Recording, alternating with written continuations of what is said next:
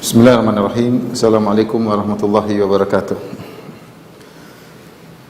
Alhamdulillahi ala ihsani wa syukru lahu ala taufiqihi wa amtinani wa asyhadu an la ilaha illallah wahdahu la syarika lahu ta'ziman li sya'nihi wa asyhadu anna Muhammadan abduhu wa rasuluhu da'ila ridwani. Allahumma salli alaihi wa ala alihi wa ashabihi wa ikhwani. Ikhwan dan akhwat yang dirahmati oleh Allah Subhanahu wa taala. Alhamdulillah pada kesempatan pagi hari ini kita bisa berkumpul bersama dalam rangka saling menasihati, dan pada kesempatan kali ini kita akan mengangkat satu topik yang judulnya adalah ketetapan Allah adalah yang terbaik, ya. Dan pembahasan ini diangkat dari sebuah hadis yang menunjukkan akan hal itu, yaitu al-khair fi makhtarahullah, yang terbaik adalah apa yang Allah pilih. Berdasarkan hadis Nabi sallallahu alaihi wasallam, ajaban li amril mu'min, innal amrahu kullahu khair wa laisa dzalika illa lil mu'min. Sungguh menakjubkan perkara seorang mukmin, sungguhnya perkaranya seluruhnya adalah baik. Wa laisa dzalika illa lil mu'min. Dan ini tidak berlaku kecuali kepada orang yang beriman. In asabahu sarra syakara fakana khairal lahu. Kalau dia mengalami perkara-perkara yang menyenangkan dia, hal-hal yang menggembirakannya, maka dia bersyukur dan itu terbaik baginya. Wa in asabahu dharra, dan jika dia ditimpa dengan kemudaratan, sabar, dia bersabar, fakana khairal lahu, maka itu adalah yang terbaik baginya. Hadis ini menjelaskan bahwasanya al khair khiratullah, yang terbaik adalah pilihan Allah Subhanahu wa taala, namun ini hanya berlaku bagi orang yang beriman. Karena Nabi SAW mengatakan, ajaban li amril mu'min, inna amrahu kullahu khair wa laysa dzalika illa lil mu'min. Kata Nabi SAW, sungguh menakjubkan perkara seorang mukmin, seluruh perkaranya baik, namun ini tidak berlaku kecuali hanya bagi seorang yang beriman. Ini adalah landasan yang harus kita yakini, bahwasanya ketetapan Allah adalah yang terbaik. Dalam salah satu doa istiftah, Nabi SAW mengatakan, wasyarru laisa ilaik, dan keburukan tidak kembali kepadamu, ya, secara murni, yaitu pasti apa yang kau tetapkan yang mungkin nampak bagi kita adalah keburukan, ternyata pasti itu baik. Segala ketetapan Allah adalah yang terbaik. Dan siapa yang meyakini akan hal ini, dia akan ridha dengan keputusan Allah Subhanahu wa taala. Makanya orang yang ridha dengan keputusan Allah, dia akan merasakan manisnya iman. Nabi SAW mengatakan, dzaqa ta'mal iman, man radiya billahi rabba wa bil islami dina wa bi muhammadin rasulah. Akan merasakan manisnya iman siapa yang ridha Allah sebagai Tuhannya. Man radiya billahi rabba, dia ridha Allah sebagai Tuhannya, wa bil islami dina, dan dia ridha Islam sebagai agamanya, dan dia ridha Muhammad sebagai nabinya. Di antara bentuk ridha kepada Allah sebagai Tuhannya, yaitu dia pasrah dan dia menerima segala keputusan Allah Subhanahu wa taala. Maka dia akan merasakan manisnya iman. Ikhwan dan akhwat yang dirahmati Allah Subhanahu wa taala, pembahasan ini sangat penting bagi kita semua. Bagi saya sang pembicara maupun bagi antum al-mustami'un, para pendengar, dan al-mustami'at, para akhwat, ya. Karena kita sadar bahwasanya dalam kehidupan ini banyak hal yang tidak sesuai dengan prediksi kita, tidak sesuai dengan harapan kita, banyak, ya. Tidak semua yang kita inginkan berjalan dengan mulus. Tidak semua yang kita cita-citakan kita gapai. Banyak hal tidak sesuai dengan cita-cita kita, banyak hal tidak sesuai dengan harapan kita, banyak hal justru berbalik dengan apa yang kita harapkan. Namun sebagai seorang mukmin, kita harus yakin bahwasanya apa yang Allah tetapkan bagi kita itu yang terbaik, dengan syarat kita seorang yang beriman. Ya, kalau tidak beriman lain ceritanya. Betapa banyak Allah Subhanahu wa taala menetapkan ketetapan yang buruk bagi orang-orang yang kafir. Faquti adabiral ladzina kafaru. Allah menghabisi orang-orang kafir, banyak. Allah membinasakan orang-orang yang yang membangkang kepada Allah Subhanahu wa taala. Allah azab, Allah siksa. Allah menghukum mereka dengan su'ul khatimah, dengan kesudahan yang buruk, ya. Tentu dia tidak ingin demikian. Maka aturannya, ketetapan menjadi yang terbaik bagi kita jika kita beriman kepada Allah Subhanahu wa taala. Ikhwan dan akhwat yang dirahmati oleh Allah Subhanahu wa taala, kita hamba yang lemah. Kita tidak tahu tentang apa yang terbaik bagi kita. Kenapa? Karena kita tidak tahu hal yang gaib. Pandangan kita terbatas dan kita tidak mengetahui kondisi kita secara makro. Kita tahu yang di depan kita, yang menurut prediksi kita, menurut sisi pandangan kita saja. Padahal kita ini hidup dalam banyak sisi, dalam banyak pandangan, dalam banyak keterkaitan. Yang mengetahui itu semua hanyalah Allah Subhanahu wa taala, karena semua di bawah ciptaan Allah Subhanahu wa taala. Allah Subhanahu wa taala yang tahu tentang apa yang gaib bagi kita yang tidak kita ketahui. Jangankan kita, Nabi SAW pun tidak tahu. Dalam surat Al-A'raf kata Allah Subhanahu wa taala, "Qul la amliku li nafsi naf'an wala dharran illa ma syaa Allah." Katakanlah wahai Muhammad, la amliku li nafsi naf'an wala dharran illa ma syaa Allah. Aku ini tidak bisa berkuasa untuk mendatangkan kemanfaatan bagi diriku atau menolak kemudaratan dari diriku kecuali dengan kehendak Allah Subhanahu wa taala. Walau kuntu a'lamul ghaiba, kalau saya tahu ilmu gaib, lastakthartu minal khair. Tentu aku akan perbanyak melakukan kebajikan. Wa ma massani yasu, dan aku tidak akan ditimpa dengan kemudaratan. In ana illa nadhirun wa basyirun liqaumin yu'minun. Aku hanyalah pemberi kabar gembira dan beri peringatan bagi orang yang beriman. Nabi saja mengatakan, "Lau kuntu a'lamul ghaib," kalau aku tahu ilmu gaib, lastakthartu minal khair. Tentu aku akan perbanyak melakukan kebajikan. Tapi Nabi tidak tahu ilmu gaib, ya. Nabi tidak tahu. Nabi menyangka ini yang terbaik baginya, ternyata tidak tepat. Nabi menyangka ini buruk baginya, ternyata tidak tepat. Allah yang lebih tahu.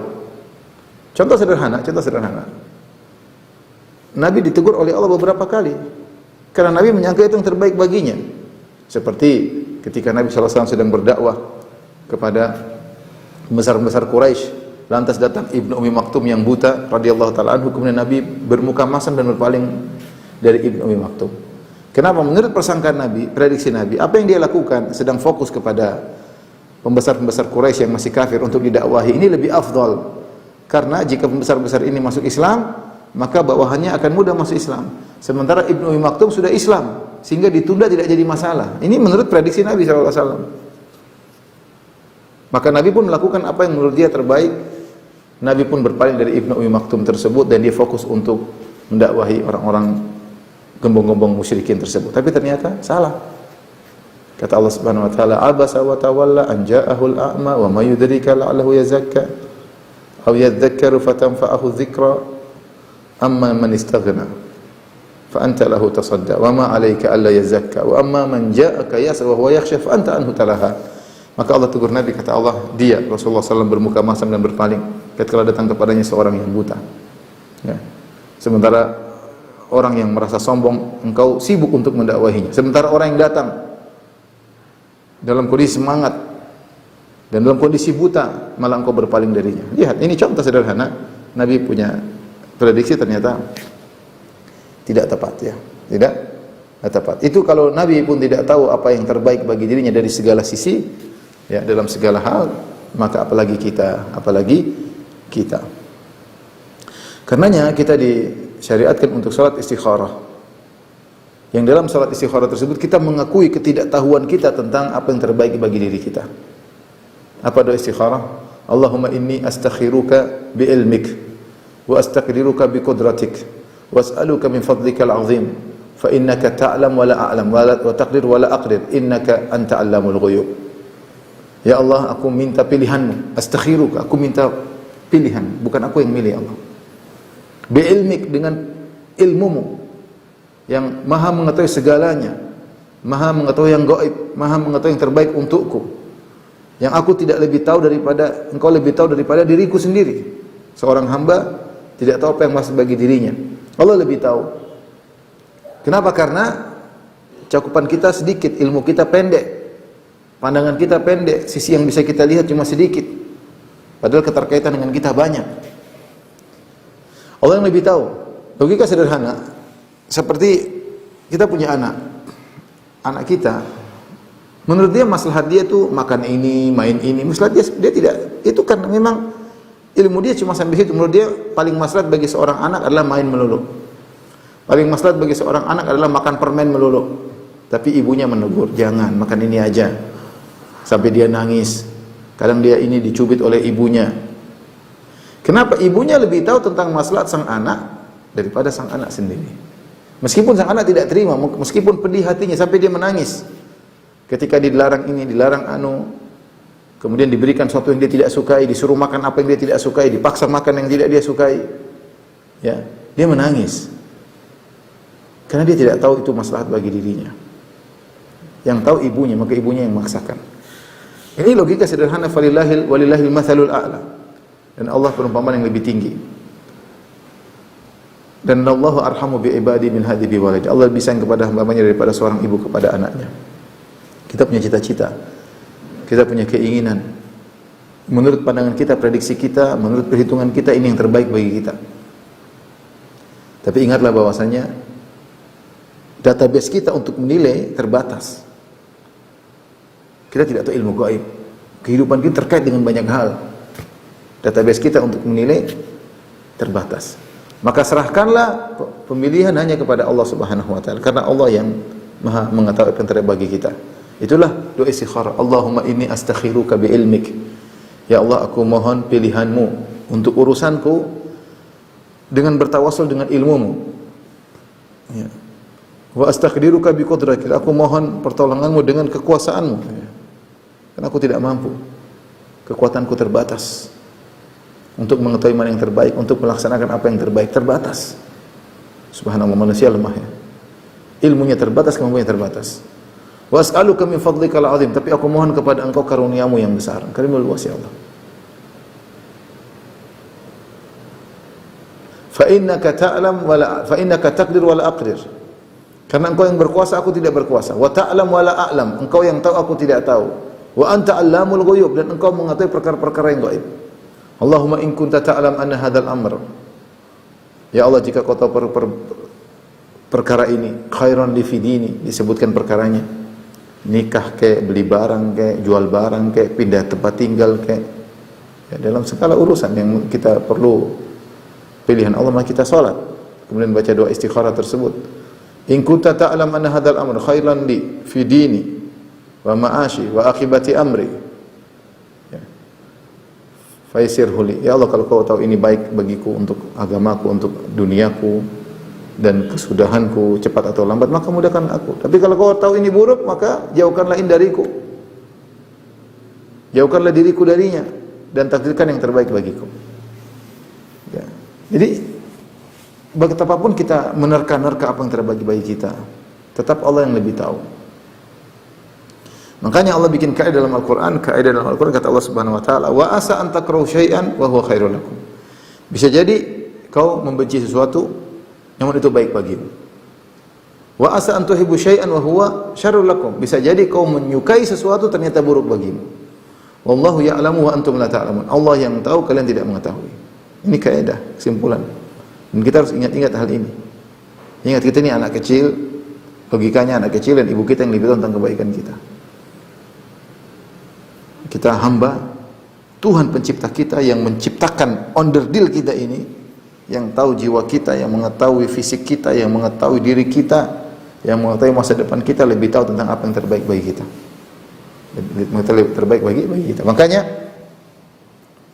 kita serahkan kepada Allah. Allah ingatkan tadi, wa asa an takrahu syai'an wa huwa khairul lakum. Bisa jadi kau benci sesuatu, ternyata baik bagimu. Wa asa an tuhibbu syai'an wa huwa syarrul lakum. Bisa jadi kau mencintai sesuatu, ternyata buruk bagimu. Wallahu ya'lamu wa antum la ta'lamun. Allah yang tahu dan kalian tidak mengetahui. Allah sebutkan sebabnya. Kenapa bisa jadi yang baik ternyata buruk, bisa jadi yang buruk ternyata baik? Kenapa? Sebabnya. Wallahu ya'lamu, Allah tahu, wa antum la ta'lamun, kalian tidak mengetahui. Prediksi kalian sering salah, persangka kalian sering salah, perhitungan kalian sering salah. Jadi inilah yang membuat agar mengakar dalam diri kita, dan kita akan hidup dengan tenteram. Kita akan merasakan manisnya iman kalau kita ridha dengan keputusan Allah, karena kita tahu itu keputusan yang terbaik. Tuhan kita, Dialah Allamul Ghuyub, yang tahu tentang hal-hal yang gaib. Ya. Tuhan kita yang mengatur segalanya. Afaman huwa qa'imun ala kulli nafsin bima kasabat. Apakah Tuhan yang mengurusi seluruh jiwa dengan apa yang dia lakukan? Jadi kita ini diurusi oleh Allah secara detail, masing-masing kita. Jangan kita menyangka bahwasanya Allah tidak mengurusi kita secara person demi person. Allah ngurusin kita secara detail, person demi person, setiap urusan kita. Beda kalau kita bicara tentang penguasa di dunia, ya, taruhlah kita bicara tentang misalnya direktur suatu perusahaan. Jadi dia ngatur secara global doang. Dia tidak bisa ngatur anak buahnya secara detail. Karena kemampuan dia terbatas, ilmu dia terbatas, jangkauan dia terbatas. Apalagi kalau anak buahnya ternyata ratusan sampai ribuan, dia tidak mampu. Dia butuh pembantu-pembantu yang untuk mengurusi secara memberi informasi kepada dia. Apalagi kalau kita bicara tentang menteri, kita bicara tentang kepala negara, lebih sulit lagi. Allah tidak seperti itu. Allah mengurusi kita detail satu demi satu. Makanya betapa sering kita berdoa kepada Allah, Allah kabulkan. Di saat kita menghadapi suatu perkara yang seakan-akan mustahil, tiba-tiba Allah kabulkan. Kenapa? Karena Allah mengurusi kita detail satu demi satu. Sebagaimana Allah mengurusi saya, Allah mengurusi antum. Person per person. Jangan menyangka ya Allahnya tahu secara global, enggak. Sebagaimana perkataan orang-orang falasifah bahwasanya mereka mengatakan ilmu Allah itu secara ilmu kulli, bukan tafsiri, ilmu yang global, bukan ilmu yang terperinci. Ta'ala Allahu amma yaquluna uluwan kabira. Maha suci Allah dari ucapan mereka tentang Allah Subhanahu wa taala. Jadi Allah Maha berilmu, kemudian Allah Maha mengurusi kita. Ya. Allahus Samad, yang semua makhluk bergantung kepada Allah Subhanahu wa taala, ya. Kemudian ingat Allah Al-Hakim, Allah Maha bijak. Di antara nama Allah yang harus kita perlu dalam meyakini segala keputusan Allah yang terbaik adalah Al-Hakim. Allah itu Maha bijak. Artinya tidak ada yang Allah tetapkan kecuali pasti adil, pasti pada tempatnya, pasti pada posisinya, pasti pada porsinya. Karena al-hikmah itu wad'u syai' fi mawdhihi, meletakkan suatu pada tempatnya. Dan Allah Al-Hakim. Dan saya sampaikan bahwasanya Al-Hakim sifat Allah, hikmah ini adalah sifat dzatiyah.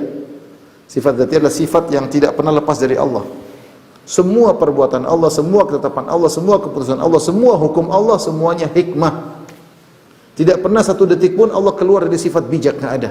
Enggak mungkin. Karena sifatul hikmah adalah sifatun dzatiyah lillah. Sifat dzatiyah itu sifat yang tidak la tanfaq anillah, tidak pernah lepas dari Allah. Allah senantiasa memiliki sifat tersebut. Sehingga yakinlah tidak pernah Allah salah dalam memutuskan. Tidak pernah Allah keliru dalam memilih untuk hambanya. Allah pasti memilihkan yang tepat, yang terbaik. Al-khair fi makhtarahullah. Yang terbaik adalah apa yang Allah pilih.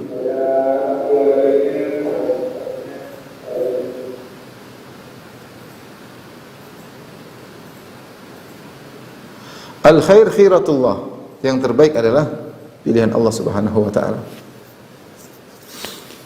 Namun tadi syaratnya harus beriman agar kita mendapatkan tadi. Kalau kita tidak beriman tidak termasuk dalam aturan ini. Aturan ini al-khair fima ikhtarahullah, terbaiklah pilihan Allah bagi orang yang beriman. Dalam satu athar dengan sanad yang qawi, disebutkan oleh Zahabi, disebut oleh Darimi, dari Ibnu Mas'ud radhiyallahu anhu.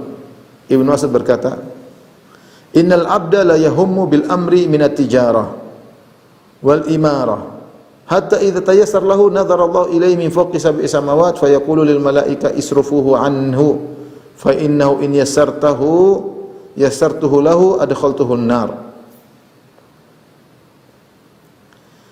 Ibnu Mas'ud pernah berkata, sungguhnya seorang hamba ingin melakukan suatu perkara baik perdagangan maupun kejabatan. Dia ingin berdagang dan dia ingin jadi jabatan, dapat jabatan. Sampai tatkala sudah di hadapan dia, menurut dia ini sudah yang terbaik, nazarallahu ilaihi min fawqi sab'i samawat. Subhanallah, Allah dari atas langit yang 7 melihatnya. Karena Allah mengawasi setiap gerak-gerik hambanya. Allah yang kata Allah ya'lamu kha'inatal a'yun wa ma tukhfi sudur. Allah mengetahui pengkhianatan lirikan mata dan Allah mengetahui apa yang tersembunyi dalam dada manusia. Jangankan kita manusia, bahkan tumbuhan Allah pun tahu. Kata Allah, "Ma tasqutu min waraqatin illa ya'lamuha." Tidak ada satu daun pun yang jatuh kecuali Allah tahu tentang daun tersebut. Wa ka'ayyin min dabbatin la tahmilu rizqaha Allahu yarzuquha wa iyyakum. Betapa banyak hewan melata. Hewan paling kecil di dasar laut, hewan paling kecil dalam bumi. La tahmilu rizqaha, dia tidak pandai untuk mengatur rezekinya. Allahu yarzuquhu, Allah memberi rezeki. Wa iyyakum, apalagi kalian. Jadi kita ini diawasi oleh Allah dan gerak-gerik kita diketahui oleh Allah. Ibnu Mas'ud berkata radhiyallahu ta'ala anhu, sesungguhnya seorang hamba ingin masuk dalam perdagangan dan ingin menjadi pejabat. Hatta idza tayassara lahu, tatkala di depan dia sudah mudah, tinggal dia masuk kemudian dia akan beraksi menjadi pedagang atau pejabat. Nadharallahu ilaihi min fawqi sab'i samawati. Allah melihat dia dari atas langit yang 7. Fayaqul malaika, Allah berkata kepada para malaikat, isrufu anni, jauhkan perdagangan tersebut darinya, jauhkan jabatan tersebut darinya. Fa innahu in yasartuhu lahu adkhaltuhu an-nar. Kalau saya mudahkan dia untuk mendapatkan jabatan atau mendapatkan mendapatkan perdagangan, aku akan masuk dalam neraka jahanam. Bagi tidak layak bagi dia untuk menjadi pejabat, tidak layak bagi dia untuk menjadi pedagang. Ini benar, ikhwan. Ya. Karena yang tahu tentang kebaikan kita adalah Allah Subhanahu wa taala. Menurut kita, kalau ada seorang kaya raya, dia akan bahagia, dia akan tentram, tapi belum tentu. Betapa banyak orang ketika dia masih dalam kondisi susah dia bahagia, tentram, tenang dengan istrinya dan anak-anaknya. Begitu harta masuk ke dalam dirinya, ya. Ketika harta masuk dalam dirinya, jadi orang kaya, rusak semua. Kebahagiaannya dicabut. Ribut sama istrinya, cerai dengan istrinya, anak-anaknya jadi nakal, dicabut kebahagiaan tersebut. Ternyata harta tersebut tidak baik baginya. Betapa banyak orang ketika dia masih kaya raya, dia lupa dengan Allah Subhanahu wa taala. Maksiat sana, maksiat sini, bohong sana, bohong sini. Ketika Allah jatuhkan dia, Allah ambil harta dari dia, maka dia dekat dengan Allah Subhanahu wa taala. Beribadah kepada Allah, suka menangis di hadapan Allah Subhanahu wa taala. Kita enggak tahu sampai akhirnya maut menjemputnya. Kita benar-benar lemah. Tidak tahu apa yang terbaik bagi kita. Ya. Ini nyata, bukan hal yang kita lihat, waqi', realita yang kita lihat. Ada orang tadi biasa-biasa ke masjid bahagia, tiba-tiba dapat duit, kaya raya, lupa semua, hancur keluarganya, hancur. Ada orang tadinya bukan pejabat, kemudian jadi pejabat, rusak. Kena wanita lah, korupsi lah, macam-macam, rusak. Sementara ketika dia nyalon gak terima-terima, dia mungkin sedih, mungkin dia marah, sudah berkorban, tapi itu yang terbaik bagi dia. Sampai ketika dia masuk dalam perdagangan, kemudian dia kalah tender, kemudian padahal sudah depan mata seakan-akan dia menang, tahu-tahu dia kalah tender. Tahu-tahu grup lain yang menang, dia bilang, ya Allah, saya kalah. Saya dikalahkan oleh grup sana, saya kalah tender grup sana. Dia tidak tahu, bukan dia kalah, sebenarnya dia bisa menang, tapi Allah yang palingkan dia. Allah yang buat dia kalah. Padahal tadi sudah dekat tinggal menang, tapi Allah buat dia kalah. Kenapa? Karena ini terbaik baginya, dia harus kalah. Kalau tidak kalah dia bahaya. Ke depan dia tidak mampu menghadapi ujian-ujian. Inilah yang membuat kita seharusnya sebagai seorang mukmin, setelah kita berusaha, setelah kita istikharah, kita yakin bahwasanya apa yang Allah pilih yang terbaik bagi kita. Karena Allah, Dia adalah Hakim yang Maha Bijak. Dialah Ar-Rahim yang sangat sayang kepada hamba-hambanya. Dan Dialah Al-Alim yang Maha mengetahui apa yang terbaik bagi hamba-hambanya. Ya. Dan Dialah Maha mengurusi hamba-hambanya dengan secara detail. Ikhwan akhwat yang rahmatillah subhanahu wa ta'ala, terlalu banyak contoh Allah sebut dalam Al-Quran tentang pilihan Allah yang terbaik, banyak sekali. Saya sudah sampaikan dalam banyak pengajian. Saya akan sebutkan beberapa contoh yang lain. Contoh, bahkan tatkala seorang terjerumus dalam maksiat. Contoh siapa? Contoh Nabi Adam alaihissalam. Nabi Adam alaihissalam, ketika Allah ciptakan dia, Allah memilihkan dia, wa ya Adam uskun anta wa zawjukal jannata fakula min haitsu syi'tuma. Wahai Adam, setelah Allah ciptakan Adam, menciptakan Hawa, kemudian kata Allah, ya Adam, tinggallah kau di surga bersama istrimu Hawa dan makan sepuasmu. Adam dan Hawa dia tidak ada begitu-begitu saja, ya cuma dimuliakan, masukkan dalam surga. Tapi dia bukan seorang rasul. Kemudian melakukan pelanggaran, memakan buah yang dilarang. Dan Allah tegur dia, alam anhakuma antilkuma syajarati wa aqul lakuma inna syaitana lakum aduwwum mubin. Allah bilang, wahai Adam, bukan saya sudah larang kamu? Dan sudah saya ingatkan bahwasanya jangan kalian makan dari pohon tersebut. Dan sudah saya tegur bahwasanya syaitan adalah musuh kalian yang nyata. Adam berkata, qala rabbana zalamna anfusana. Adam dan Hawa berkata, ya Rabb kami telah menzalimi diri kami. Wa illam taghfir lana wa tarhamna, kalau engkau tidak maafkan kami dan tidak merahmati kami, lanakunanna minal khasirin, kami sungguh-sungguh menjadi orang yang merugi. Allah ampuni. Allah turunkan ke bumi. Situlah mulai Adam alaihissalam menjadi lebih mulia. Kata Allah, "Tsumma jatabahu rabbuhu fataba alaihi wa hada." Kemudian Allah pilih dia, ijtaba, Allah pilih Adam menjadi seorang nabi. "Tsumma jatabahu rabbuhu," Allah pilih Adam. Fataba alaihi, Allah terima taubatnya, wa hada, dan Allah beri petunjuk kepadanya. Ternyata setelah Adam turun ke bumi, maka ternyata banyak faedah yang bisa didapatkan. Lahirlah dari keturunannya para rasul, orang-orang saleh dan macam-macam ya. Tapi intinya dia mendapatkan ijtiba, mendapatkan pilihan dari Allah setelah dia melakukan pelanggaran, setelah dia turun. Sehingga timbullah kerinduan baginya untuk kembali ke kampung halamannya. Sehingga dia lebih bersyukur kepada Allah nanti kalau masuk surga. Sehingga dia tahu nikmat, bagaimana nikmat surga setelah dia keluar dari surga. Karena Allah mengatakan, "Fala yukhrijannakuma minal jannati fatashqa." Hati-hati Adam, jangan sampai iblis mengeluarkan kau dari surga, kau akan menderita. Dan benar dia merasakan penderitaan tersebut. Intinya apa? Bahkan ketika Adam melakukan maksiat, ternyata ketetapan yang Allah tetapkan bagi Adam yang terbaik. Kenapa? Karena dia beriman. Ketika dia melakukan maksiat, dia bertobat kepada Allah. Beda ketika orang bermaksiat dan tidak bertobat, tidak beriman, ya ini ketetapan buruk bagi dia. Semakin parah sampai berujung pada su'ul khatimah, berarti buruk bagi dia. Ingat, kita bilang kaidah ini, ketetapan Allah terbaik ini berlaku bagi orang yang beriman. Bahkan bagi seorang yang beriman yang bermaksiat. Kalau dia bertobat kepada Allah, maka ketetapan yang terbaik bagi dia. Dia tahu bahayanya maksiat. Dia tahu bagaimana pedih hati kalau jauh dari Allah Subhanahu wa taala. Dia tahu bagaimana was-was kekhawatiran yang menimpa hatinya ketika dia jauh dari Allah Subhanahu wa taala. Dia tahu bahwasanya kelezatan maksiat adalah kelezatan sementara yang menipu. Dia tahu semua. Kapan? Ketika dia bermaksiat. Oleh karenanya Ibnu Qayyim punya pembahasan bagus dalam kitab Madarijus Salikin menjelaskan tentang bagaimana kondisi orang. Apakah lebih baik sebelum kalau dia tidak berdosa sama sekali, atau lebih baik kalau dia sudah berdosa dan bertobat?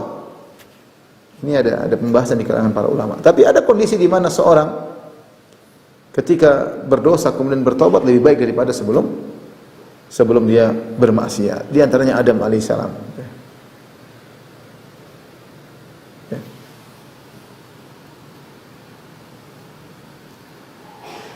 Menunjukkan bahwasanya keputusan Allah terhadap Nabi Adam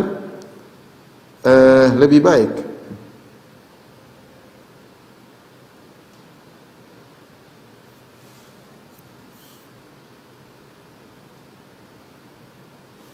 Di antara juga contoh bahwasanya orang yang melakukan kesalahan pun lebih baik daripada sebelum bersalah, Nabi Daud alaihissalam. Allah sebutkan ya kisah Nabi Daud alaihissalam ketika dia salah berhukum ya. Allah mengatakan, "Wa dhanna Dawudu annama fatannahu fastaghfara rabbahu wa kharra raki'an wa anaba faghafarna lahu dzalik." Ketika Nabi Daud tahu dia salah berhukum karena terburu-buru memberi hukuman, tidak mendengar dari dua belah pihak, terburu-buru, tergesa-gesa, maka dia pun sadar bahwasanya dia telah salah berhukum, dan dia tahu kami sedang mengujinya. Fastaghfara rabbahu, segera dia beristighfar. Daud bersalah dan dia berdosa dan dia beristighfar. Wa kharra raki'an wa anab, maka dia pun segera tersungkur, rukuk, dan dia kembali kepada Allah. Dia berdosa. Tapi setelah itu kata Allah, faghfarna lahu dzalik. Kami ampuni dia. Wa inna lahu indana la zulfa. Justru dia setelah bertobat, Allah menyatakan dia memiliki kedudukan yang dekat dengan kami. Wa husna ma'ab, dan tempat kembali yang terbaik. Jadi ini contoh. Dan banyak orang seperti ada seorang tadi imannya biasa saja, ketika dia bermaksiat kemudian dia sadar, dia bertobat, kemudian imannya gaspol lebih tinggi daripada sebelumnya. Dan itu terjadi. Makanya dibahas oleh Ibnu Taimiyah rahimahullah, bisa jadi seorang setelah melakukan dosa dia menjadi lebih baik daripada kalau dia tidak berdosa. Dia lebih baik daripada kalau dia tidak berdosa. Contohnya Adam alaihissalam, contohnya Daud alaihissalam. Bahkan Ibnu Qayyim rahimahullah menyebutkan bisa jadi seorang masuk surga karena dosa yang dia lakukan. Kok bisa masuk surga karena dosa?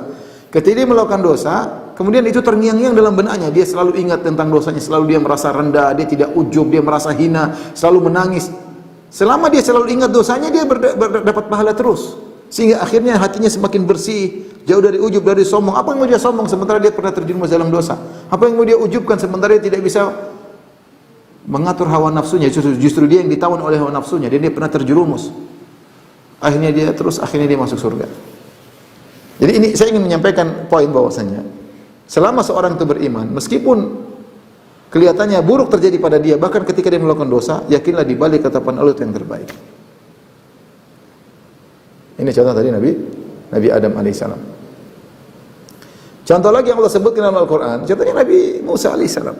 Nabi Musa alaihissalam sudah kita sebutkan dalam banyak kajian. Ketika ibunya melepas dia di Sungai Nil, ya, ternyata ujungnya adalah kebaikan. Ya. Di antaranya ketika Nabi Musa alaihissalam keluar dari kota Mesir. Fakharaja minha khaifan yataraqqab. Nabi Musa karena dikabarkan innal mala' ya'tamiruna bika liyaqtuluk fakhruj inni laka minan nasihin. Ada seorang lapor, wahai Musa, ingat Fir'aun dan pembesar-besarnya sedang rapat dan mereka ingin membunuhmu.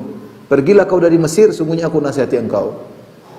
Maka Nabi Musa tanpa persiapan, fakharaja minha khaifan yataraqqab, maka dia pun kabur meninggalkan kota Mesir. Yataraqqab itu khawatir. Sini mungkin ada tentaranya Fir'aun, mungkin dari sini tentaranya Fir'aun yang nangkap dia, khawatir. Yataraqqab. Akhirnya pergilah dia meninggalkan segala kemewahan kehidupannya. Dia adalah anak angkat Fir'aun. Dia pergi kemudian menuju ke Madian. Jadi penggembala kambing di sana. Tapi ternyata subhanallah, Allah ingin kebaikan baginya. Akhirnya dia menikah dengan seorang wanita soleha. Dia punya mertua yang soleh, punya kehidupan baru. Menggembala kambing, ternyata dengan menggembala kambing dia bisa mengatur, dan setiap nabi pasti penggembala. Akhirnya dia diangkat menjadi seorang rasul. Subhanallah, ternyata di balik keluarnya dia dari kota Mesir ternyata mendatangkan banyak kebaikan bagi Musa alaihissalam. Contoh menarik juga, ketika Nabi Musa alaihissalam kabur dengan Bani Israel meninggalkan Fir'aun karena mereka ingin dibunuh oleh Fir'aun, maka dia pun pergi sampai akhirnya terjebak di hadapan Laut Merah. Ya. Falamma tara'al jam'ani, di waktu fajar menyingsing, falamma tara'al jam'ani, ketika dua pasukan saling melihat, itu pasukan Fir'aun dengan balantaranya yang banyak tapi masih jauh. Dan kaum Nabi Musa melihat, falamma tara'al jam'ani, dua kumpulan saling melihat, qala ashabu Musa inna lamudrakun. Kata pengikut Nabi Musa, kita bakalan ketangkap. Mau kemana kita? Ke depan Laut Merah, ke belakang musuh, kita nggak bisa kabur. Kata Musa, kalla inna ma'iya rabbi sayahdin. Sekali-sekali tidak. Allah bersamaku dan dia akan beri petunjuk kepadaku. Intinya akhirnya Musa memukulkan tongkatnya, kemudian laut terbelah. Wa faraqna bikumul bahra fa anjaynakum aghraqna alu fir'auna wa antum tanzurun. Maka kemudian Allah buka lautan, kemudian Nabi Musa dan kaumnya melewati lautan tersebut. Bukan ini yang jadi perhatian kita. Ini masih mukaddimah. Berjalan Nabi Musa dan kaumnya, Fir'aun sampai ketika Nabi Musa tiba di ujung, Fir'aun dan balantaranya sampai di tepi apa namanya? Di tepi sungai, di tepi Laut Merah tersebut. Ya. Jadi Nabi Musa sudah sampai di ujung bersama, sudah selamat semuanya. Fir'aun baru tiba di tepi laut tersebut. Tentu Fir'aun dia mikir dua kali mau masuk ya. Nanti kalau lautnya tenggelam lagi. Sementara apa pikiran Nabi Musa ketika Nabi Musa selamat? Nabi Musa ingin segera menutup laut kembali. Dia ingin mukul, kemudian laut kembali lagi, sudah Fir'aun akan ketakutan, kemudian sudah lolos. Ini pikiran Nabi Musa. Dia memilih untuk memukul kembali tongkat ke laut supaya laut tertutup sehingga selamat dia. Tapi ternyata Allah punya pilihan lain yang Nabi Musa tidak tahu. Kata Allah, watrukil bahra rahwan innahum jundun mughraqun. Kata Allah, watrukil bahra rahwan, biarkan lautan, jangan dipukul, biarin aja. Fir'aun yang tadinya mau masuk ragu-ragu, ketika dia melihat lautan masih tetap ke atas, air mengalir ke atas dan tanah menjadi yabasan, menjadi kering, tadinya dia ragu. Ketika dia melihat laut tidak turun-turun, ini berarti tidak akan turun laut tersebut. Akhirnya dia memberanikan diri untuk maju. Padahal tadi idenya Nabi Musa sudah pukul lautan tertutup, Fir'aun sudah pulang sana. Yang penting dia selamat.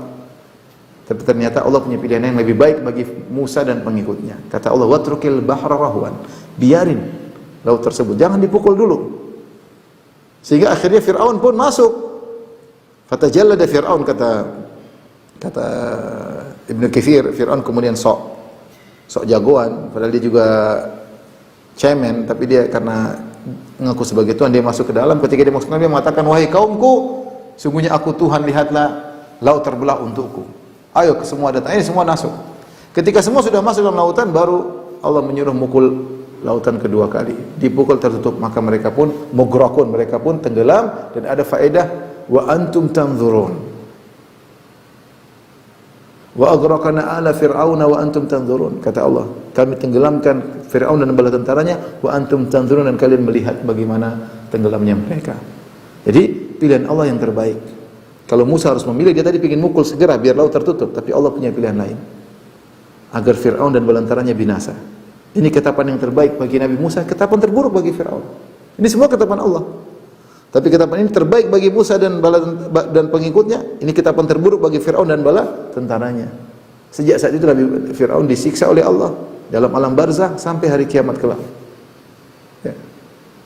Makanya saya bilang, Allah lebih tahu tentang apa yang terbaik bagi kita.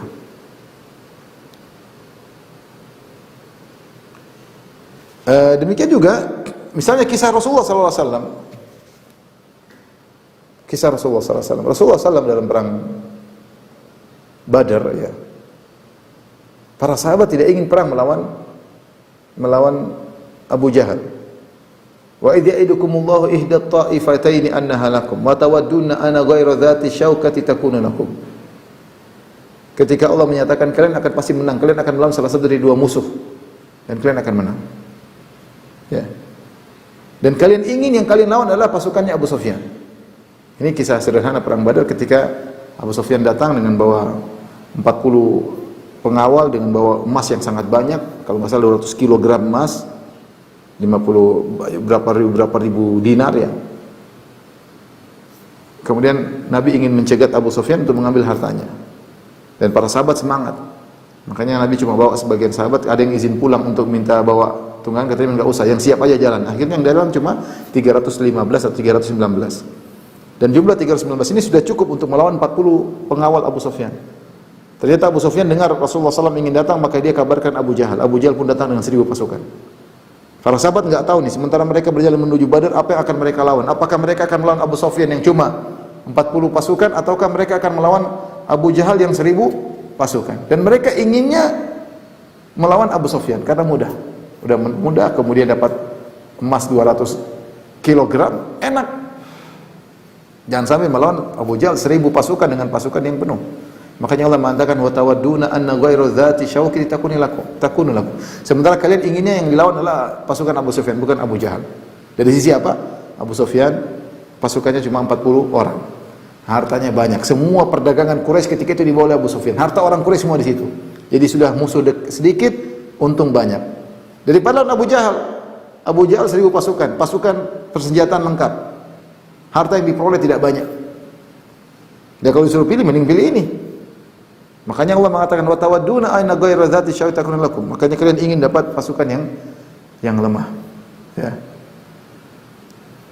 Ternyata ya, Allah mentakdirkan mereka melawan Abu Jahal yang mereka tidak sukai. Ya.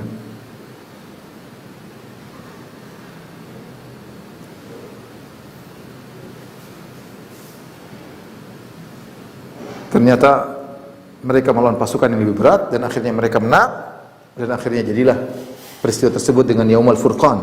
Ternyata faedahnya lebih banyak. Mereka menjadi peserta perang Badar, menjadi sahabat yang terbaik. Sahabat yang terbaik adalah peserta perang Badar. Mereka dijamin surga. Hari perang Badar disebut hari Yaumul Furqan, hari pembeda antara hak dan batil. Situlah kemudian Islam menjadi jaya. Orang-orang kabilah-kabilah lain kemudian segan kepada Islam. Kenapa Islam bisa mengalahkan Quraisy yang paling sombong ketika itu? Ternyata pilihan Allah yang terbaik. Sama seperti ketika Nabi SAW harus keluar dari kota Mekah. Rasulullah SAW keluar dari kota Mekah bukan senang-senang. Rasulullah SAW sedih harus meninggal kota Mekah. Beliau bertahan berdakwah di kota Mekah. Sampai sebagian sahabat dibunuh, sampai sebagian harus bersahabat, harus berhijrah ke negeri Habasyah. Rasulullah bertahan, karena ini kampung halamannya, Ka'bah di situ, rumahnya di situ. Istrinya di situ, meninggal di situ, anak-anaknya lahir di situ, semuanya di kota Mekah. Nostalgia yang indah semua di kota Mekah. Tapi ternyata tidak menyenangkan. Mereka ingin bunuh Nabi SAW. Siapa yang senang kemudian kabur, dikejar-kejar, sembunyi dalam gua Jabal Thawr? Semua tidak menyenangkan. Makanya ketika Nabi SAW keluar dari kota Mekah, Nabi mengatakan, innaki la khairu ardillahi wa ahabbu ardillahi ila Allah. Wahai kota Mekah, sungguhnya engkau adalah negeri yang terbaik, negeri yang paling dicintai oleh Allah. Laula anna qaumaki akhrajuni ma kharajtu minki. Kalau kaummu tidak mengusirku, aku tidak akan keluar. Rasulullah meninggalkan kota Mekah dengan sedih. Tapi ternyata Allah punya rencana yang lebih baik. Ternyata Nabi beri kota Mekah, mendirikan daulah Islamiyah, kemudian akhirnya menaklukkan Jazirah Arab. Ini semua dimulai dari hijrahnya Nabi meninggalkan Mekah ke Madinah. Secara sebab, kalau bukan karena hijrah, ya tentunya semua diatur oleh Allah. Tapi secara sebab, kalau bukan karena hijrah, tidak akan terjadi negara Islam. Tidak akan tegak negara Islam. Tidak akan dikuasai kota Mekah. Tidak terjadi Fatu Makkah, penaklukan kota Mekah. Ini semua menunjukkan bahwasanya pilihan Allah adalah yang terbaik. Ya. Dan banyak kisah-kisah yang sudah pernah saya sampaikan dalam pengajian lain. Kisah Nabi Yusuf alaihissalam, kisah Nabi Musa dalam sisi yang lain. Ya. Kisah Hadithatul Ifk, kisah Aisyah radhiyallahu taala anha, dan banyaknya. Saya tidak ingin mengulang karena sudah pernah saya sampaikan di kajian yang lain. Demikian dalam hadis-hadis Nabi SAW betapa banyak ya. Demikian Al-Quran seperti kisah siapa? Kisah Nabi SAW ketika menikah dengan Zainab bintu Jahshin ya, yang Allah abadikan dalam surat Al-Ahzab ya. Itu juga kisah yang menarik, sudah pernah saya sampaikan juga ya. Kemudian juga dalam hadis-hadis Nabi misalnya tentang Ummu Salamah radhiyallahu taala anha yang meninggal suaminya Abu Salamah, lantas dia berdoa kepada Allah, akhirnya Allah menggantikan dengan suami yang lebih baik yaitu Nabi Muhammad SAW. Contoh kisah seperti dalam hadis juga kisah Fatimah bintu Qais ketika dia dilamar oleh Muawiyah bin Abu Sufyan dan di Abu Jaham, kata Rasulullah, jangan nikahi mereka berdua, nikahilah, ingkahi Usama. Usama seorang budak, bekas budak, bapaknya budak, bekas budak, dan dia berkulit hitam, secara fisik kurang menarik ya, dan tidak terkenal, bukan Quraisy. Secara fisik kurang menarik, secara nasab bukan Quraisy, beda dengan Muawiyah Abu Jaham. Tapi Rasulullah mengatakan, ya Fatimah, nikahilah Usama. Akhirnya ketika nikah, ternyata banyak faedah yang dibalik itu karena dia memilih pilihan Rasulullah sallallahu alaihi wasallam. Jadi banyak sekali Allah sebutkan contohnya dalam Al-Quran dan juga hadis-hadis, kisah-kisah dalam hadis-hadis Nabi SAW yang menunjukkan untuk mengkokohkan kita bahwasanya pilihan Allah yang terbaik. Dan ini ikhwan dan akhwat yang dirahmati Allah Subhanahu wa taala, menekankan kepada kita bahwasanya kita hanya bisa berusaha, ikhtiar. Agar kita tahu bahwasanya pilihan Allah yang terbaik bagi kita, kita harus ikhtiar, kita ikut prosedur. Karena saya sudah sebutkan tadi, syarat agar kita mendapat pilihan terbaik, kita harus beriman. Kalau tidak beriman, tidak berlaku. Bisa jadi kita diberikan ketetapan yang buruk. Makanya agar kita bisa memastikan ketetapan Allah yang terbaik, kita ikut prosedur. Prosedur gimana? Ikhtiar, bahasa kita. Yaitu badlul asbab. Kalau bahasa Arabnya badlul asbab, orang terjemahkan dengan bahasa Indonesia dengan ikhtiar. Itu berusaha. Berusaha berdoa. Kata Nabi SAW, ihris ala ma yanfa'uk wasta'in billah wala ta'jazanna. Semangatlah melakukan apa yang terbaik bagimu, lakukan apa yang ihris ala ma yanfa'uka. Semangatlah engkau melakukan apa yang bermanfaat bagimu. Wasta'in billah, minta tolong kepada Allah, wala ta'jazanna, dan jangan malas. Fa in asabaka syai', kalau kau sudah berusaha ternyata menimpamu perkara yang kau tidak sukai, fala taqul law anni fa'altu kadza wa kadza lakana wa kadza wa kadza. Jangan katakan coba tadi kalau saya begini, fa inna law taftahu amal syaitan. Karena perkataan seandainya membuka pintu syaitan. Walakin qul, tapi katakanlah qaddarallahu ma syafa'al. Takdir Allah dan apa yang Allah lakukan, apa yang terbaik. Jadi kita harus ikut prosedural, bertakwa kepada Allah, berikhtiar, berdoa kepada Allah, apapun yang terjadi itu yang terbaik. Bahkan meskipun datang dalam bentuk musibah. Bukankah Nabi SAW mengatakan, idza arada man yuridillahu bi khairin yusib minhu.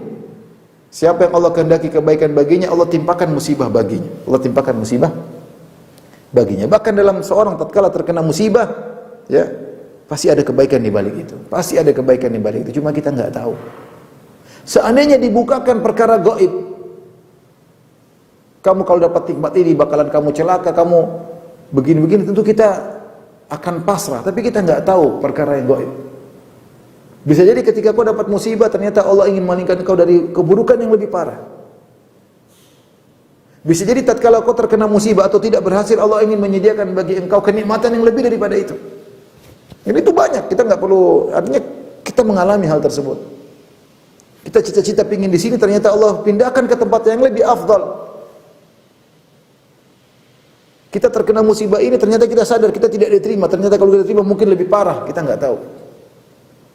Namun Allah tidak mengungkapkan itu hal gaib. Terkadang Allah tampakkan hikmahnya, cepat atau lambat. Terkadang Allah tutup. Hanya kita bisa tahu tatkala kita sampai di akhirat. Maka tidak ada jalan terbaik kecuali kita pasrah kepada Allah. Seringlah kita mengatakan, Ya Hayyu Ya Qayyum, birahmatika astaghith, fa aslih li sya'ni kullah, wa la takilni ila nafsi tarfata ain. Wahai Hayyu Ya Qayyum, wahai yang Maha Hidup. Kalau Allah Maha Hidup berarti Allah mengetahui apa yang kita lakukan semuanya. Ya Qayyum, yang mengurusi segala sesuatu. Yang tidak ada yang bisa tegak kecuali mengurusi Allah Subhanahu wa taala. Ya Qayyum, birahmatika astaghith, dengan rahmatmu, kasih sayangmu kepadaku, kepada makhluk, kepadaku, astaghith, aku mohon pertolonganmu. Faslih li sya'ni kullah, perbaiki segala urusanku. Ini urusanku banyak, urusan dengan anak, urusan dengan istri, urusan dengan tetangga, urusan dengan dakwah, urusan dengan rakyat, dengan penguasa, banyak sekali urusan. Fa aslih li sya'ni kullah, perbaiki segala urusanku. Wala takilni nafsi tarfata ain, jangan kau serahkan urusanku kepada diriku meskipun hanya sekejap mata. Jangan, karena kita nggak tahu maslahat kita. Kita nggak tahu apa yang terbaik bagi kita. Jangan sekali-sekali kita serahkan pede dengan diri kita, serahkan kepada Allah. Kita hanya ikhtiar berusaha. Kalau kita sudah bismillah, kita serahkan kepada Allah. Namanya tawakal. Ikut prosedur agar ketetapan Allah yang terbaik. Bahkan ketika mau tidur, kita ikrarkan hal ini. Kita mengatakan sebelum tidur, di antara doa sebelum tidur, ini doa yang terakhir diucapkan sebelum tidur, di antara doa apa namanya? Di antara doa tidur, ya. Allahumma inni aslamtu nafsi ilaik, ya. Wajjahtu wajhi ilaik, wa fawwadtu amri ilaik, la malja wa la manja minka ila ilaik, amantu bikitabika alladhi anzalt wa binabiyyika alladhi arsalt. Ini doa yang kata Nabi ucapkan terakhir sebelum kau tidur. Para ulama mengatakan doa ini kalau kita sempat doa ini terus kita ngomong-ngomong lagi, ulangi lagi. Sebelum tidur baca doa ini terakhir. Doa tidur kan banyak. Bisa jadi 10 doa tidur. Allahumma qini adzabaka yauma tab'atsu ibadak. Bismika Allahumma ahya wa amut, ya. Amutu wa ahya. Subhanakallah rabbi bika wada'tu jambi wa bika arfa'uhu in amsakta nafsi faghfir laha wa in arsaltaha fahfadh bima tahfadzu bihi ibadaka salihin. Baca ayat kursi, baca 3 qul. Banyak doa mau tidur, tapi di antara doa yang terakhir kau baca tadi, Allahumma aslamtu nafsi ilaik, ya Allah, kuserahkan jiwaku kepadamu. Wajjahtu wajhi ilaik, dan aku arahkan wajahku kepadamu. Walja'tu dhahri ilaik, aku serahkan punggungku kepadamu.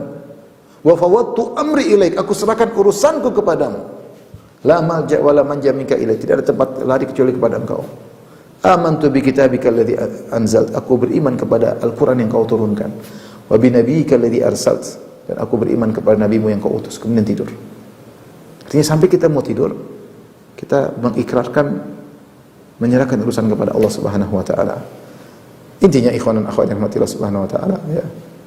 Yakinlah kalau kita beriman, bertakwa kepada Allah, maka itu keputusan yang terbaik. Harus husnudzan kepada Allah. Jangan sampai suudzon, ya. Jangan sampai suudzon. Ingat Tuhan kita Al-Hakim yang Maha Bijak, pasti Dia melakukan yang terbaik. Wasyarru laisa ilaik, tidak ada keburukan yang kembali kepada Allah, segala ketetapan yang terbaik. Dan Dia adalah Ar-Rahim yang Maha Penyayang. Dan Dia adalah Maha mengurusi segalanya, ya. Dan Allah berfirman dalam hadis qudsi, ana inda dhanni abdi bi falyadhunna bi abdi ma syaa. Aku berdasarkan persangkaan hambaku, hendaknya sang hamba berprasangka kepadaku sesuai dengan yang dia inginkan. In dhanna bi khairan falahu, kalau dia berprasangka baik bagi dia kebaikan. Wa in dhanna bi syarran falahu, kalau dia berprasangka buruk tentangku maka bagi dia keburukan. Sering-seringlah kita istikharah.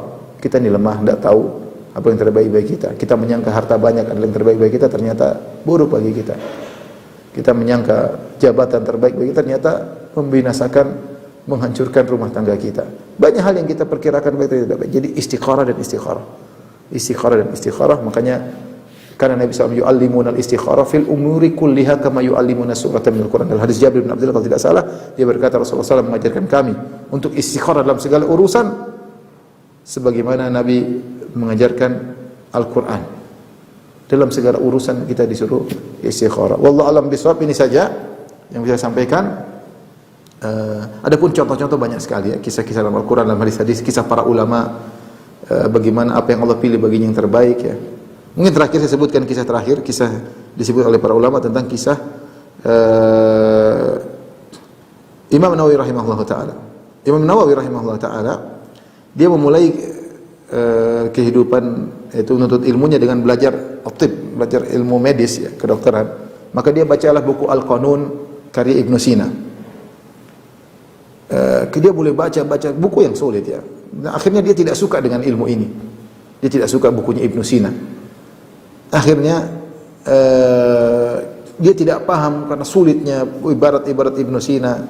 Sampai dia merasa berat. Akhirnya dia pun, karena Ibnu Sina top, orang terkenal yang baca, orang hebat, yang bisa paham bukunya orang hebat. Tapi dia berusaha, dia tidak paham. Bukannya Imam Nawawi tidak pandai, Imam Nawawi orang sangat cerdas. Tapi Allah bikin dia tidak paham. Akhirnya dia pun meninggalkan buku tersebut. Kemudian dia beralih kepada ilmu syar'i. Maka lihat apa yang terjadi, Allah bukakan bagi dia banyak kebaikan. Lihatlah buku-bukunya, Riyadhus Shalihin, Al-Azkar, kemudian kitab Arba'in Nawawiyah ya. Kemudian Al-Minhaj Syarah Sahih Muslim, Al-Mujmu' Syarah Al-Muhadzab, semuanya kitab-kitab hebat yang dimanfaatkan oleh kaum muslimin sampai sekarang. Jadi wa asa an takrahu syai'an wa huwa khairul lakum. Bisa jadi apa yang kau tidak sukai ternyata baik bagimu. Wallahu a'lam bishawab. Selanjutnya kalau ada yang bertanya saya persilakan.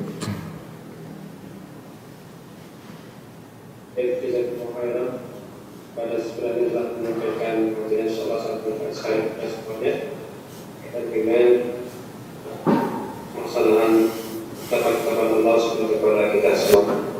Dan bisa mungkin ada beberapa itu sudah masuk pada kita. Antaranya kita baca itu dari ayat Tiada.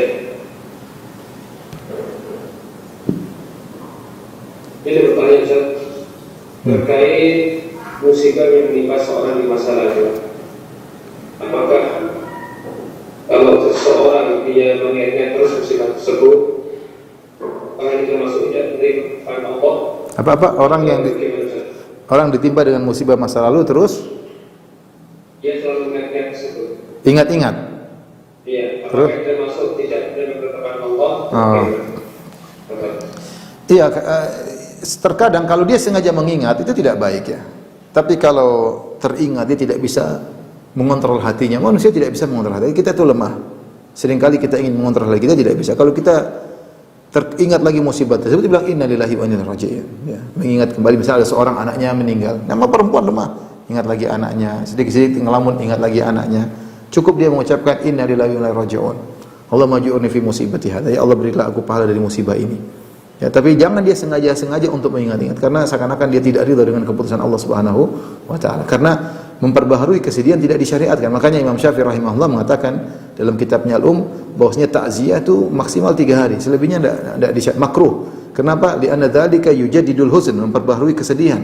Orang sedih itu bentuk tidak setuju dengan atau kurang ridha dengan keputusan Allah Subhanahu wa taala. Tapi saya katakan jika seorang tidak menyengajai untuk mengingat kesedihan-kesedihan tapi hatinya tidak bisa dia kontrol, maka dia mengatakan innalillahi wa inna ilaihi raji'un.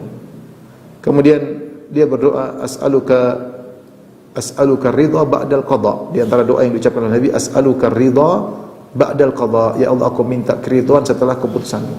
Karena tidak semua keputusan Allah kita bisa terima karena hal gaib kita tidak tahu. Padahal itu yang terbaik bagi kita. Jadi insyaallah tadi yang bisa saya sampaikan. Allah a'lam bishawab.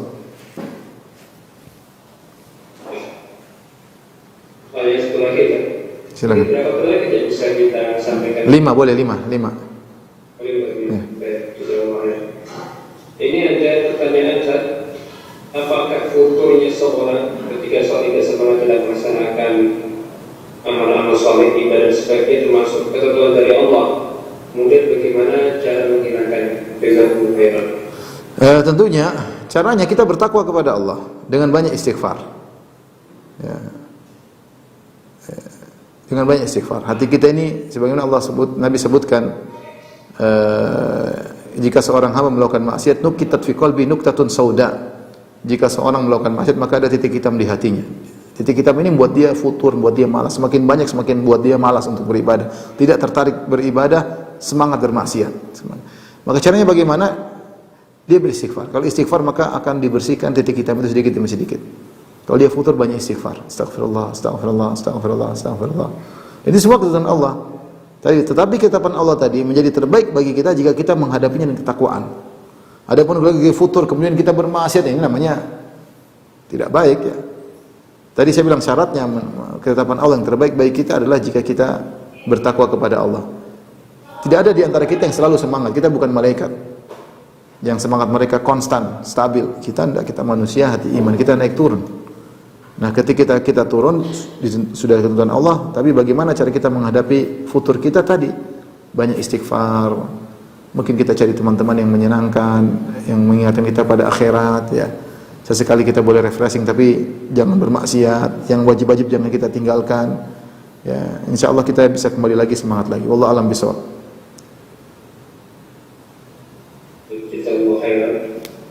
Terkait ketiga Ustaz, terkait waktu terbaik untuk sholat istikharah.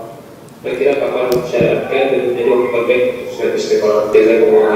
Istikharah kalau bisa dikerjakan, tentu terbaik adalah tatkala saat dibutuhkan, ketika ada masalah dia istikharah segera, jangan tunda-tunda. Kecuali kata para ulama kalau bisa menghindar dari waktu-waktu terlarang lebih baik. Tapi kalau tidak memungkinkan, keputusan harus segera, dia sholat meskipun waktu terlarang. Contoh misalnya ada orang datang ke rumahnya pengen beli rumahnya, atau dia ingin menjual rumah, ada yang nawar sekian. Sementara orang tersebut hanya punya waktu ba'da asar, padahal ba'da asar waktu yang terlarang. Kalau dia tidak kasih jawaban, orang lain akan pergi. Nah, contoh seperti ini kita istikharah meskipun terlarang. Jadi istikharah kita lakukan tidak harus sholat malam, tidak harus. Tapi kapan datang kebutuhan tersebut kita istikharah. Kalau memang keperluannya di waktu terlarang, sholat istikharah meskipun waktu terlarang. Karena dia adalah min sholawat zawatil asbab, termasuk sholat-sholat yang diperbolehkan meskipun waktu terlarang karena sholat yang ada sebabnya.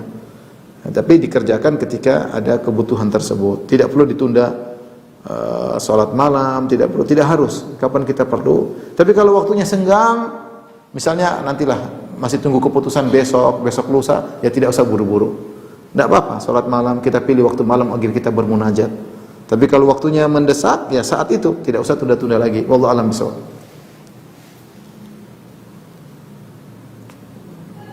Pertanyaan yang keempat Sakit. Ya.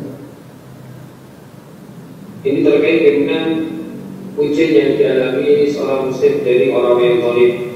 Seperti tadi ada dakwah yang dipaksa dihentikan, kemudian ada pengurusan terhadap masjid dan sebagainya. Ini juga termasuk ketetapan dari Allah bagaimana sikap kita terhadap hal tersebut. Iya, yang penting kitanya bertakwa kepada Allah. Yakinlah yang terbaik. Yang lebih baik daripada kita pun diusir. Nabi Muhammad SAW diusir. Apa yang kurang baik lagi dari Muhammad? Apalagi kita yang masih plus minus. Yang Rasulullah yang plus saja diusir oleh kaumnya. Tapi ujungnya akan baik. Ujungnya akan baik. Kita nggak tahu, kita dilarang, diusir, disusah. Kita berusaha aja semaksimal mungkin. Tapi yakinlah itu yang terbaik. Kalau memang nggak bisa, sudah itu yang terbaik. Kita nggak tahu, kita paksakan nanti ke depan bagaimana, karena kita nggak tahu hal yang gaib. Yang penting kita prosedural, tadi saya bilang proseduralnya bertakwa ketika menghadapi ujian, bertakwa dan bersabar. Innahu mayyattaqi wa yasbir, gabungkan dua. Fa innallaha la yudhi'u ajral muhsinin, kata Nabi Yusuf, siapa yang bertakwa dan bersabar, Allah tidak akan menyia-nyiakan kebaikannya. Jadi seorang meskipun menghadapi kesulitan, musibah, dilarang dalam berdakwah, yakinlah di balik itu ada kebaikan. Kita lihat sekarang secara umum. Contoh seperti ada kasus misalnya wanita bercadar mungkin dihina, mungkin ya. Sekarang cadar di mana-mana biasa aja. Karena kasus akhirnya ribut jadi viral. Akhirnya sekarang orang masalah cadar nggak ada masalah. Dulu mungkin masih agak ini orang pandang, sekarang nggak masalah. Karena ada satu dari misalnya dari wanita yang dizalimi atau di macam-macam, ternyata setelah itu menjadi muda ya. Dan banyak juga ada sebagian dai mungkin yang dilarang atau apa, tapi semakin viral, semua orang semakin tertarik dakwah, semakin sunnah, semakin semua orang ingin tahu dan akhirnya lebih tersebar. Intinya serahkan kepada Allah, kita nggak tahu apa yang terbaik bagi kita dan bagi dakwah. Allah alam bisawab. Yang terakhir, Ustaz, ini terkait dengan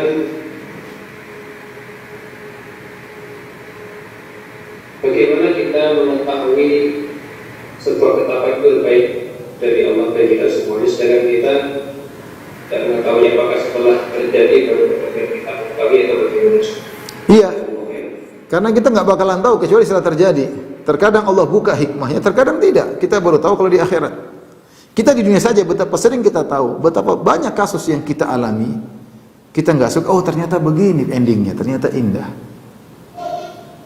Makanya Allah contohkan banyak dalam Al-Quran. Meskipun lihat kisah Nabi Yusuf, dari dia dizolimi sampai kemudian endingnya happy ending, berapa? Ada yang mengatakan 80 tahun baru ketemu 80 tahun berikutnya, ada yang mengatakan 40 tahun berikutnya. Nabi Musa alaihissalam ketika usir, kemudian dia pergi merantau ke Madian, berapa? 10 tahun baru kemudian terbuka endingnya seperti apa. Jadi tidak serta-merta, kadang cepat kita tahu, oh ternyata begini hikmat. Terkadang puluhan tahun kemudian baru kita tahu. Kalau kita pun merenungkan, terkadang kita nggak renungkan, kita jalanin saja. Terkadang kita nggak tahu sama sekali, baru tahu kalau kita di akhirat. Ya. Tapi tidak mungkin kita tahu sekarang. Kalau kita tahu sekarang, ya itu namanya kita tahu hal yang gaib. Di situ rahasia. Kita disuruh beriman kepada Allah, husnudzan kepada Allah, yakin Allah Maha Mengetahui yang terbaik, meskipun kita nggak lihat di depan mata kita. Ya, karena kita tahu Allah Maha Bijak. Demikian ikhwan-ikhwan di Telong Agung dan juga para pemirsa yang bisa saya sampaikan pada kesempatan ini. Kurang lebih mohon maaf. Wabillahi taufiq wal hidayah. Assalamualaikum warahmatullahi wabarakatuh.